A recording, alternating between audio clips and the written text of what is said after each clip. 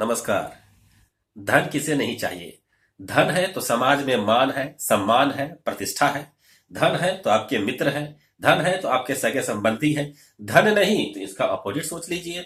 आपके मित्र नहीं है, आपके सगे संबंधी नहीं है, आपका मान सम्मान प्रतिष्ठा नहीं है। तो धनवान कैसे बने। धनवान बनने का अर्थ है कम से कम इतने धन हो कि मान सम्मान के साथ समाज में मैं रह सकूं। तो उसके लिए दो भाव सबसे आपकी कुंडली में बहुत महत्वपूर्ण हो जाते हैं। एक तो धन भाव, यानी कि ये दूसरा नंबर का जो घर है, एक और दो। और दूसरा ये जो 11वां नंबर का घर है, यानी आय भाव। आय आएगा, पैसे का सोर्स बने रहेगा, तो फिर आपके पास धन की कमी नहीं रहेगी। दूसरा बात है कि अगर आपका धन संपत्ति, पैतृक संपत्ति हो, ससुराल से संपत्ति मिलता हो, ये भाव मजबूत हो, ये भाव मजबूत हो, तो आपको समस्या नहीं आने वाली है जिंदगी में। तो आय कैसे हो। अगर आय कुंडली में आय का सोर्स ही अगर दूषित हो, कहने का मतलब है कि कुंडली में किसी प्रकार का दोष हो, तो फिर आपका आय का सोर्स ही नहीं रहेगा। कहीं ना कहीं समस्याएं आएगी, आपका आय का सोर्स नहीं बनेगा, आपको जिंदगी में हमेशा धन के लिए संघर्ष करते रहना पड़ेगा। दूसरी बात है कि अगर आय का सोर्स भी आ रहा है लेकिन वो टिक नहीं रहा है, यानी कि आपका बचत नहीं हो रहा है, तो भी आपको समस्या रहेगी धन संबंधी।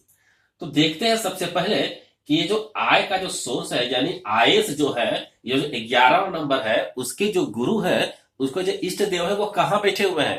तो 11वां नंबर राशि जो है वह किसकी राशि है, तो हम देखते हैं कि 11वां नंबर में कुंभ लिखा हुआ है, कुंभ राशि। और कुंभ राशि के जो गुरु होते हैं वो शनि देव होते हैं। अब देखिए कि इस कुंडली में शनि देव कहाँ बैठे हुए हैं। तो आप गौर से देखेंगे कि शनि देव 11वां नंबर जो है वो बाप शनि बन करके यहाँ पर 5 नंबर पर बैठे हुए हैं। यानी कि शनि देव जो 5 नंबर, यानी 5 नंबर जो है वो सिंह लग्न हो जाता है। और सिंह जो राशि है, इसकी जो इष्ट देव होते हैं वो सूर्य देव होते हैं। और सूर्य देव देखिए कहाँ बैठे हुए हैं, या 12वें नंबर पर बैठे हुए हैं। तो पहले तो हम इन दोनों को ही देख लेते हैं। ये 11वां नंबर के जो राशि है, इसके जो जो गुरु है, जो इष्ट देव है, वो कहाँ बैठे हुए हैं, शनिदेव 5वें नंबर सूर्य के घर में। सूर्य कौन है, शनिदेव के पिता है। और सूर्यदेव और शनिदेव में कभी बनती नहीं है, आपस में मित्रता नहीं है, एक शत्रुता का व्यवहार है इन दोनों के बीच में। अर्थात आपके जो आयस है वो शनि देव जो है वो सूर्यदेव के घर में जाकर के पीड़ित हो जाते हैं, यानी इस कुंडली को दोषपूर्ण बना देते हैं। तो आपके पास आय का सोर्स जो है वो हमेशा बना नहीं रह सकता है। आपको कहीं ना कहीं आपको शनि देव के लिए आपको उपाय करना पड़ेगा।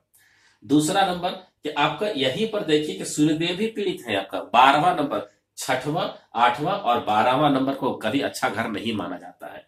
तो आपको सूर्यदेव के लिए भी उपाय करना पड़ेगा और शनिदेव के लिए भी उपाय करना पड़ेगा। आते हैं धन भाव, यानी कि दूसरा नंबर जो भाव है। तो धन भाव में देखिए गुरुदेव बैठे हुए हैं।